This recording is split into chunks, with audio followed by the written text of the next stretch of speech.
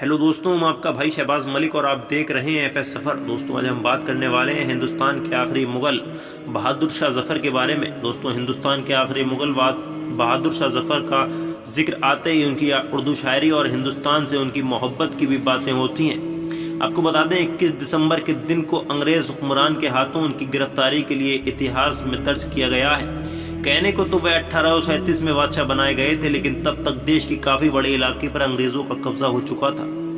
आपको बता दें, 1857 में क्रांति की चिंगारी भड़की तो सभी विद्रोह सैनिक और राजा महाराजाओं ने उन्हें हिंदुस्तान का सम्राट माना और उन्होंने भी अंग्रेजों को खदेड़ने का आह्वान किया। लेकिन 82 वर्ष के बूढ़े बहादुर शाह जफर की अगुवाई में लड़ाई गई। ये लड़ाई कुछ ही दिन चली और अंग्रेजों ने उन्हें गिरफ्तार कर लिया। उन पर मुकदमा चलाया गया और उन्हें रंगून निर्वासित कर दिया गया, जहां उन्होंने अंतिम सांस ली।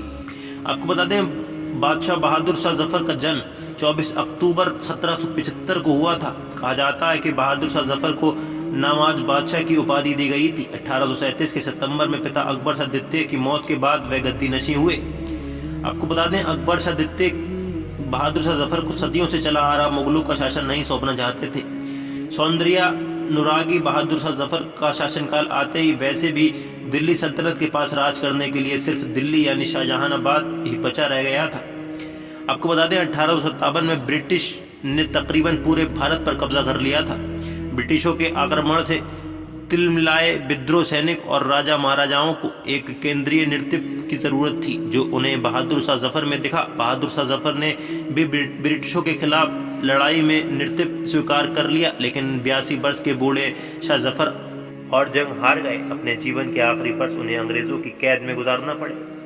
आपको बता दें, बहादुर शाह जफर शेर व शायरी के मुरीद थे और उनके दरबार में दो शीर शायर मोहम्मद गालिब और ज़ौक़ आज भी शायरों के लिए आदर्श है। जफर खुद भी बेहतरीन शायर थे। दर्द में डूबे उनके शेरों में मानव जीवन की गहरी सच्चाइयां और भावनाओं की दुनिया बसती थी। रंगून में अंग्रेजों की कैद में रहते हुए भी उन्होंने ढेरों गजलें लिखी। बतौर कैदी उन्हें कलम तक नहीं दी गई थी, लेकिन सूफी संत की उपाधि वाले बादशाह जफर ने जली हुई तीलियों से दीवारों पर गजलें लिखी थी। आपको बता दें, बर्मा में अंग्रेजों की कैद में ही 7 नवंबर 1862 को सुबह बहादुर शाह जफर की मौत हो गई। उन्हें उसी दिन जेल के पास ही के कब्रिस्तान में दफना दिया गया। इतना ही नहीं, उनकी कब्र के चारों ओर बांस की बाड़ लगा दी गई।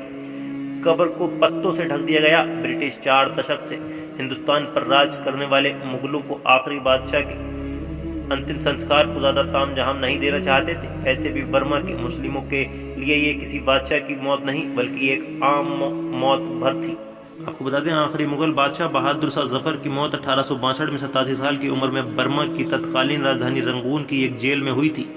लेकिन उनकी दरगाह 132 साल बाद 1994 में बनी। इस दरगाह की एक एक ईंट में आखिरी बादशाह की जिंदगी के इतिहास की महक आती है। इस दरगाह में महिलाओं और पुरुषों के लिए अलग अलग प्रार्थना करने की जगह बनी है। ब्रिटिश शासन में दिल्ली की गद्दी पर बैठे बहादुर शाह जफर नाम मात्र के बादशाह थे। आपको बता दें, आज वह हमारे बीच नहीं है, लेकिन उनके प्रति सम्मान का अंदाज इसी बात से लगाया जा सकता है कि आज देश में कई सड़कों का नाम बहादुर शाह जफर रोड से है। वहीं पाकिस्तान के लाहौर शहर में भी उनके नाम से एक सड़क का नाम रखा गया है। बांग्लादेश में विक्टोरिया पार्क का नाम बदलकर बहादुर शाह जफर रख दिया गया है। तो दोस्तों, ये थी बहादुर शाह जफर की पूरी कहानी। अगर आपको ये वीडियो अच्छी लगी हो तो इस वीडियो को लाइक ज़रूर कर देना और इस चैनल को सब्सक्राइब ज़रूर कर लेना।